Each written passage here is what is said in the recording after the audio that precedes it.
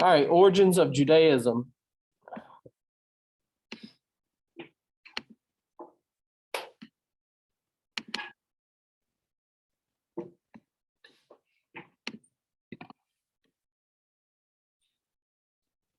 All right, so one thing about Judaism, and I find this to be true about everything, a lot of people, even if you don't believe in God, many people don't believe in God, but the Bible is a major source of history, okay, a major source of history in the Fertile Crescent.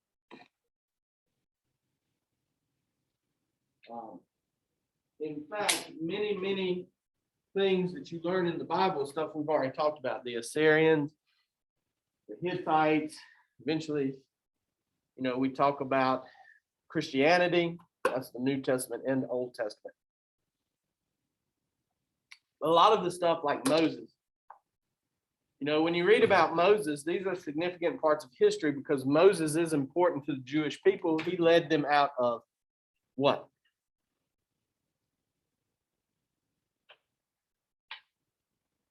Egypt and slavery. That's right. The Hebrew people were enslaved by the Egyptians because they were wandering around. They had nowhere to go. The Egyptians were like, sure, we'll take you in. We're going to make you slaves. And eventually Moses let them out. I mean, that's significant in history. Now, the biblical story is that he did what things? He parted the what? The Red Sea. Okay. He spoke to the burning bush. He went up on Mount Sinai and got the what? 10 Commandments, brought them down, got mad, broke them, had to go back up and do it again, right? So the Bible tells you all these things that happened, and it's a good source of history because people kind of wrote down what was going on around them. So Abraham is one of the most important human beings in ancient history. You cannot put, other than maybe Jesus, Abraham is significant because he is now when we say he's the founder, all three monotheistic religions, Christianity, Judaism, and Islam, trace their heritage or their history back to Abraham. Abraham is the father of the Hebrew people. You read the Old Testament, he's the main guy in Christianity in the Old Testament. And then Muslims believe Abraham is the father of all of the, Muslim people. The difference is when we talk about what he did, and I'll tell you about it when we get to it, but it's just a little nuance and difference between the two. All of those believe in the God of Abraham, all three of the monotheistic religions. But Abraham is the founder of Judaism because without him, the Hebrews, the Jewish people would not exist. So what's his story all about? How many people know his story already? Anybody? So he lived in that city that we talked about in the Fertile Crescent called Ur. He leaves in 1900 BC, which is 1,900 years before Christ is born. And he settles in this area called Canaan between the Jordan River Valley and the Mediterranean. And so he leaves with his family and he settles there. And while he's there, he establishes a relationship with God. Okay. And they come up with, and one of the things about this covenant, Jewish people believe that part of the covenant, the covenant is circumcision, okay, where, kids, males who are babies are circumcised. This is part of the covenant that all Jewish children will have this done. This is a solemn agreement with God, who is called Yahweh. All right. In the Bible, a lot of times you'll see the word Yahweh, it just means God, the Old Testament. Now they have newer versions of all of the books, and usually they replace Yahweh with God, but the original writing, it says, this is a solemn agreement with Yahweh. Now,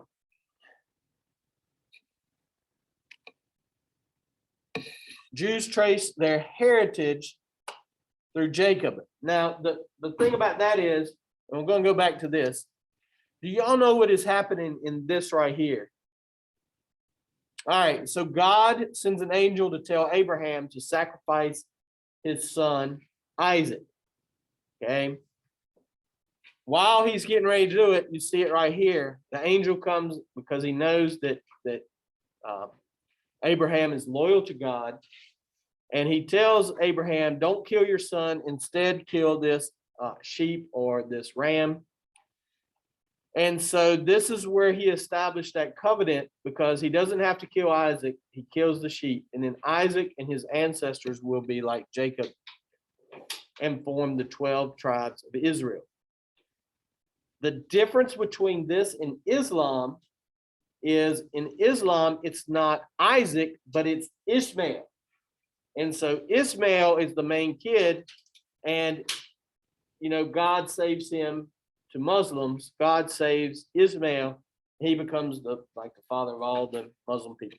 So Jews trace their heritage through Jacob, who is Abraham's grandson.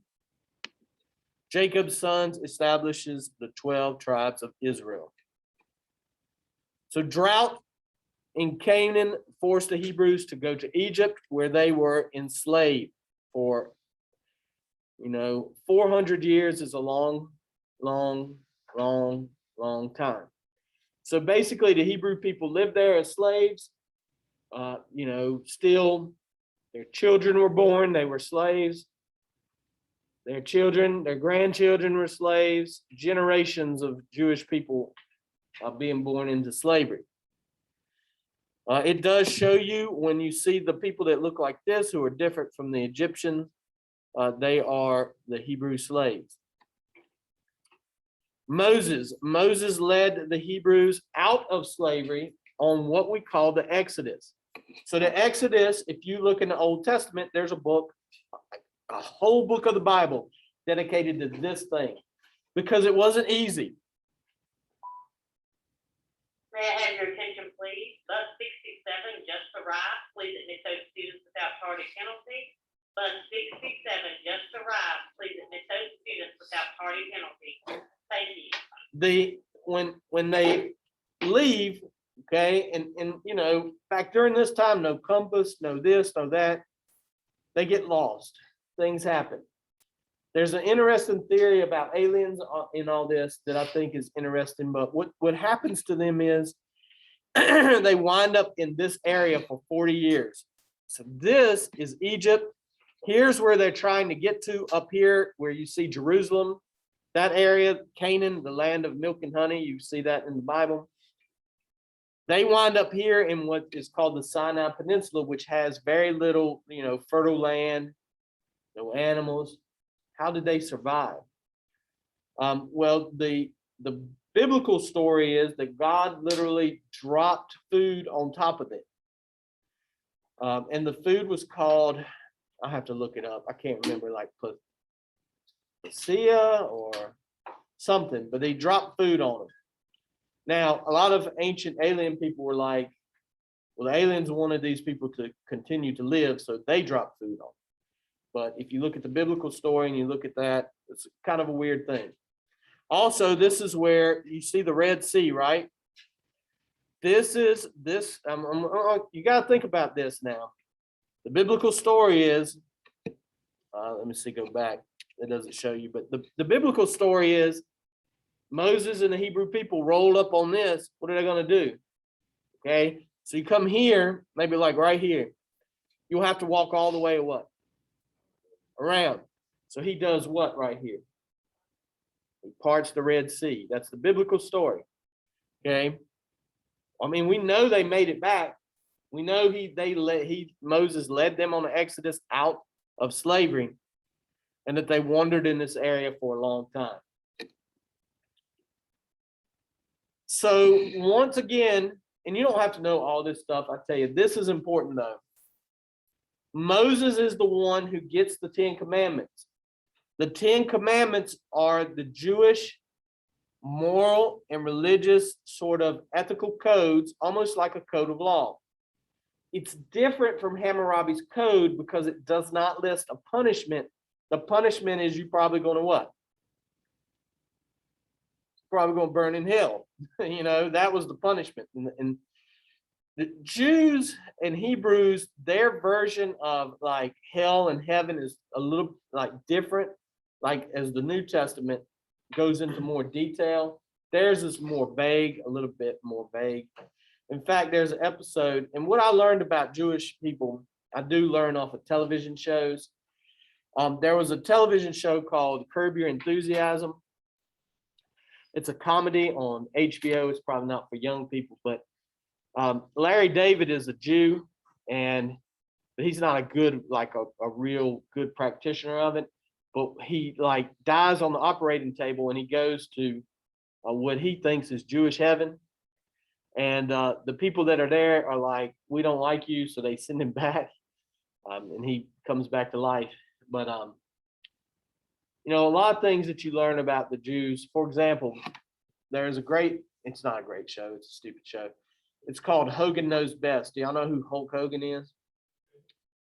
So Hulk Hogan had a barbecue for his neighbors, and it's all a TV show. So his wife is like, well, like 80% of our neighbors are Jewish, so you got to get kosher meat. So he goes to the kosher deli. Kosher meat is where they killed the animal more humanely. So in a lot of the places that you get meat, it's very, how do they kill a cow? They put it in this like device, they shoot it with a 22 in the head, and then they cut its throat, string it up, and it bleeds out. They don't, in Jewish faith, they would not eat that animal because it wasn't killed in a humane fashion. Okay, so they kill it in a very humane fashion. When Hulk Hogan, he's cooking all the meat, he's got the kosher meat with the regular meat, and they're like, we can't eat that. You got it all mixed in there. Okay. Now, Orthodox Judaism, the Orthodox Jews, they believe in certain things that are even more, like it goes far. So Larry David, his wife made a plate of bacon. Jewish people do not eat pork. All right. So the plate of bacon, the girl who's Jewish is like, oh my God, what have you done? She's like, I made breakfast. And the girl's like, that's bacon. You've got to throw that away and then bury the plate. Bury the plate? Why would you bury the plate? She's like, that's what you do. If you have bacon on one of your plates, you have to bury it. And of course, Cheryl was a Christian, so she was just like, okay, whatever. The best part was when Larry and her were on a ski lift, the young girl and Larry, and then the sun was going down.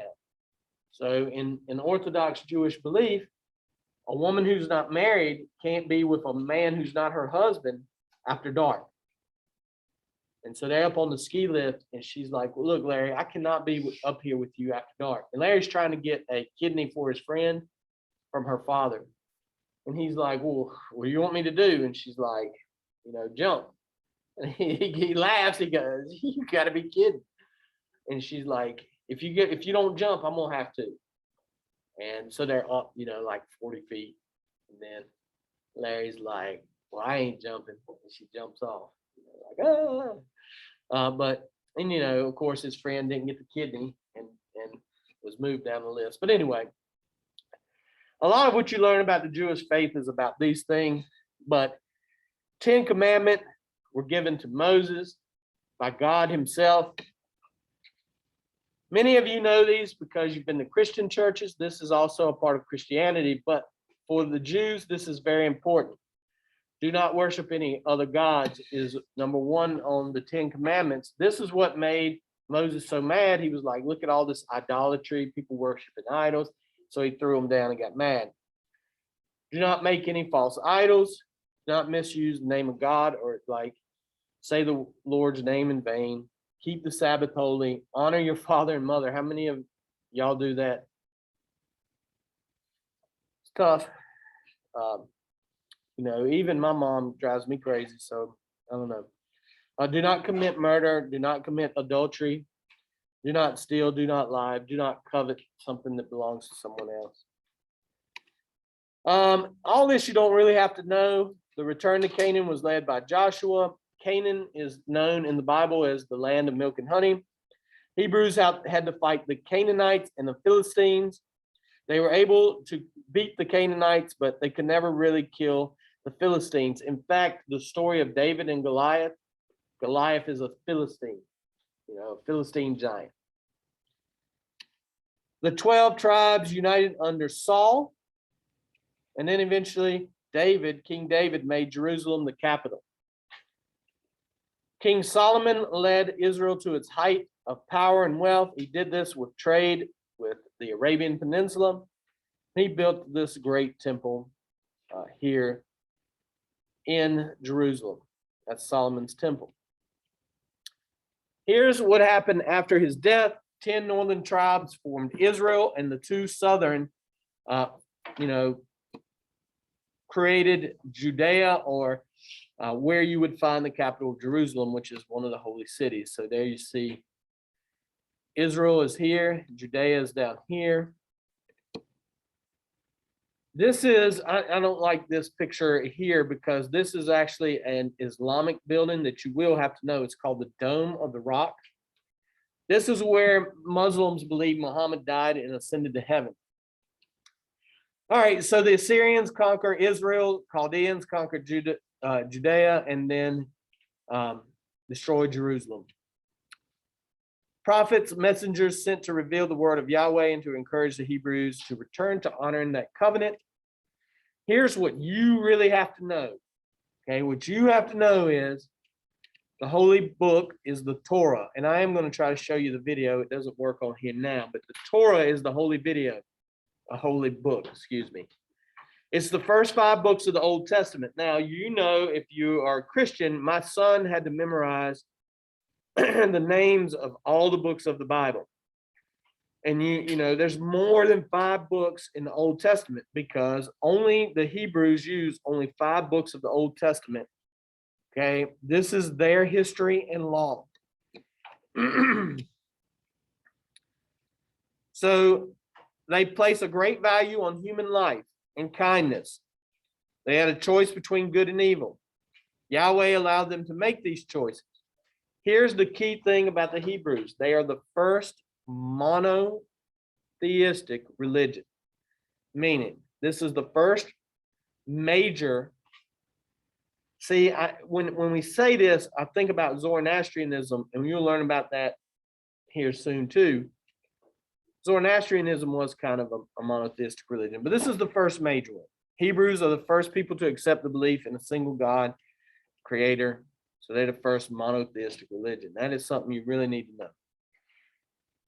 Judaism influenced, and really Christianity comes from Judaism. The difference between the modern day Jewish faith and Christianity is who? What do Christians believe? Well, they believe in God, but who's part of God? Jesus. Jews do not believe Jesus was the Son of God. They do not believe the Messiah has come to earth yet. So they're still waiting on the Messiah. Okay. Now, and it, like, once again, Christians, this is the part where you go, how do Christians sort of view people that are of the Jewish faith? Because people of the Jewish faith in the Bible are called God's what? I don't know. They're called God's chosen people. God chose them to return to the land of milk and honey and to build a great nation. And they have. They're there in Israel today. That's where you find most of your Hebrew people. Christians believe, how do you get to heaven? You believe in who? And you believe Jesus was the Son of God, and because he died for your sins, you'll go to heaven. Well, Jews don't believe in Jesus.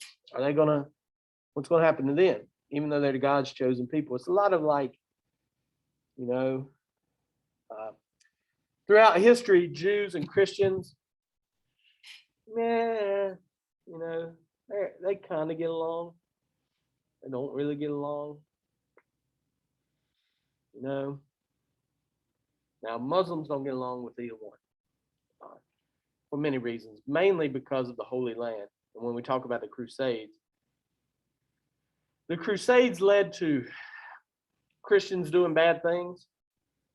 And then eventually, Muslims, Christians, and Jews just never have had trust of each other. The Jews controlled Jerusalem today, and the Dome of the Rock, where Muhammad ascended to heaven. The Dome of the Rock is located in Jerusalem, so Muslims want to go there.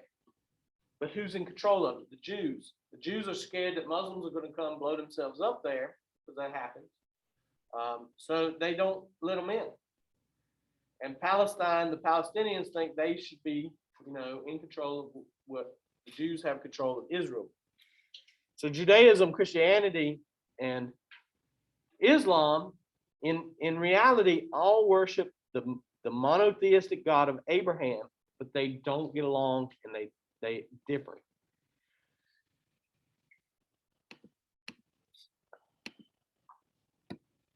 I did have a video that was pretty good. Let's see. I'm going to